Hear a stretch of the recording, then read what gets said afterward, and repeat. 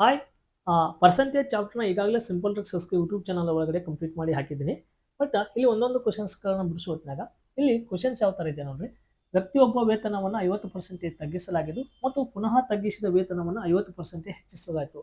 ಅವನ ನಷ್ಟವೆಷ್ಟು ಅಂತ ಕ್ವಶನ್ಸ್ನ ಕೊಟ್ಟಿರ್ತಾನೆ.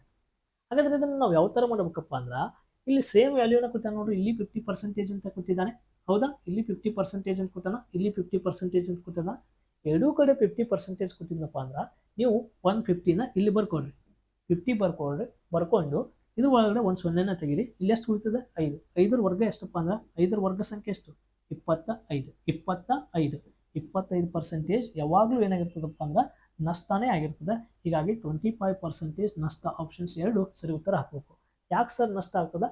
ಎರಡೂ ಬೆಲೆಗಳು ಸೇಮ್ ಕೊಟ್ಟಾಗ ಯಾವಾಗಲೂ ಆ ಸಂಖ್ಯೆ ಎಷ್ಟು ಕೊಟ್ಟಿರ್ತಾನೋ ಆ ವರ್ಗ ಸಂಖ್ಯೆ ಅಷ್ಟು ನಷ್ಟ ಆಗಿರ್ತದೆ. ಇದೊಂದು ಟ್ರಿಕ್ಸ್. ಓಕೆ, ಧನ್ಯವಾದಗಳು. ಪೇಜ್ನ ಫಾಲೋ ಮಾಡಿ.